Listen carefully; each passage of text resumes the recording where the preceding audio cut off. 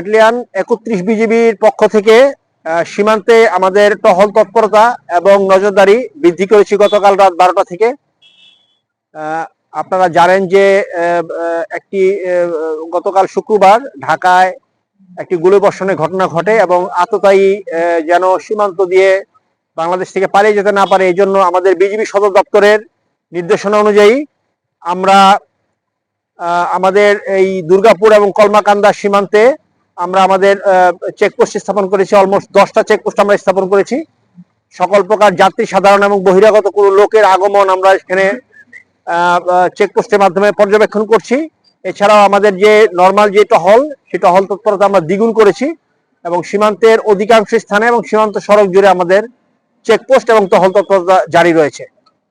আমরা এই বিষয়ে আমাদের স্থানীয় জনসাধারণ, বিশেষ করে আমাদের যে সকল বিভিন্ন গোয়েন্দা তৎপরতা আমাদের সাথে যারা যুক্ত, এছাড়াও সীমান্তবর্তী এলাকাতে যে সকল বাড়িঘর রয়েছে, প্রত্যেকটি বাড়িঘরে এমনকি বিভিন্ন দোকান এবং বাজারে আমরা এই তথ্যগুলো দিয়েছি এবং আততায়ীকে যদি দেখা যায় তাহলে শনাক্তকরণের জন্য প্রত্যেকের সহযোগিতা কামনা করেছি।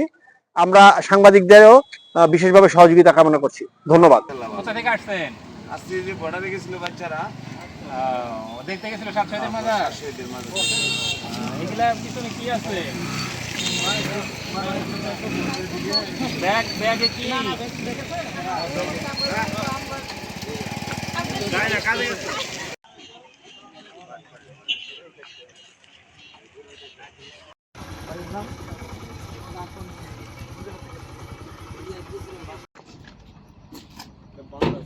বাংলা বেটা দিবে।